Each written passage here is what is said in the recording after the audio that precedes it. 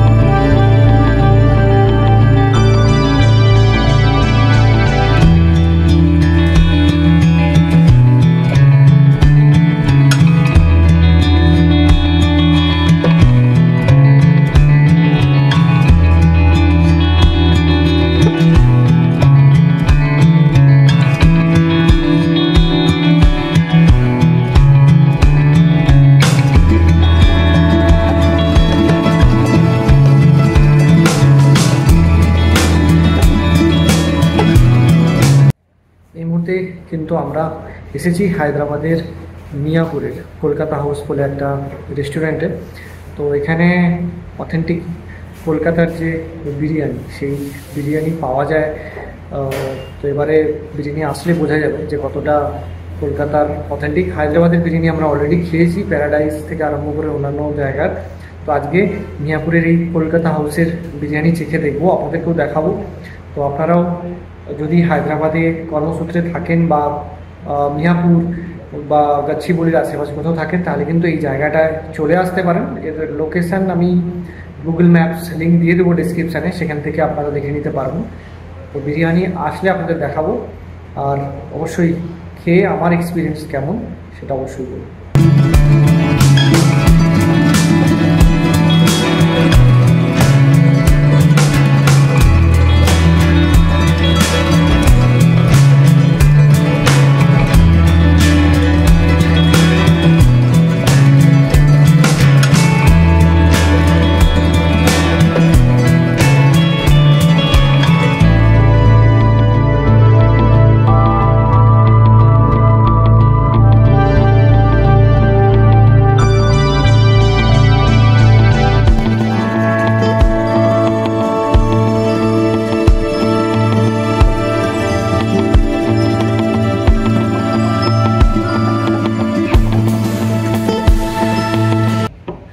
তো আজকের এই কলকাতা হাউসের জার্নি কিন্তু চালু করব হটেন স্যুপ দিয়ে।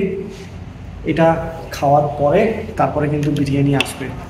তো আপাতত বৃষ্টিতে, হায়দ্রাবাদে এখনও বৃষ্টি চলছে, তো বৃষ্টিতে ভিজে এসেছি। তো আপাতত একটু শরীরটাকে গরম করতে হবে, তারপরে আমাদের মেন কোর্স বিরিয়ানিতে আসবে।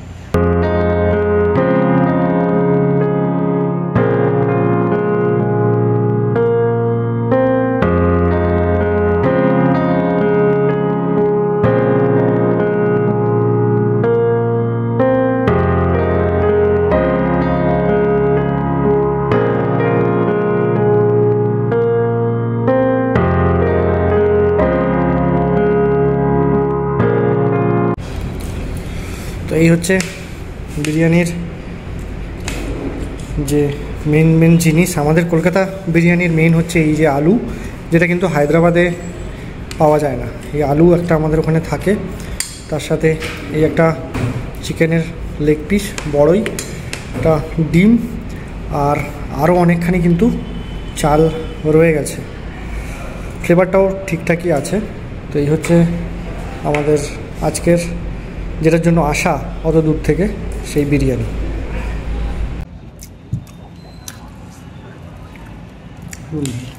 ঠিকঠাকই রয়েছে, ফ্লেভারটাও কিন্তু ঠিকঠাকই আসছে। তো যদি আমার খুব বিশাল অভিজ্ঞতা নেই এই সমস্ত ব্যাপারে, তবুও যেটুকু আমি কলকাতায় খেয়েছি, কারণ কলকাতায় আমি অলমোস্ট 4 বছর 5 বছর ছিলাম। আর আমার হোস্টেলের কাছেই একটা বিরিয়ানির দোকান থাকতো। আমরা যখন মাসের শেষে টাকা জমাতাম, তো ওখানে আলু বিরিয়ানি, মানে চিকেন ছাড়া আলু বিরিয়ানি, ডিম বিরিয়ানি, এরকম আলাদা আলাদা সেকশানে বিক্রি হতো। সবচেয়ে কম টাকার যেটা ছিল সেটা হচ্ছে আলু বিরিয়ানি, আমার এখনও মনে আছে 45 টাকা করে আমরা নিয়ে আসতাম, এবং সেটা দেখতে দেখতে ল্যাপটপে সিনেমা চালিয়ে আমরা কিন্তু রবিবার বা ছুটির দিনটাকে উদযাপন করতাম। তো সো সেই ফ্লেভারটা কিছুটা হলেও রয়েছে। তো হায়দ্রাবাদ মানে আমাদের কলকাতা থেকে এত দূরে এসে যে এইরকম একটা জিনিস করতে পারা, এটাই কিন্তু অনেক বড় ব্যাপার। আর তো যাই হোক, আপনারা যদি আসেন, আমি এবার খাবারে মনোনিবেশ করব।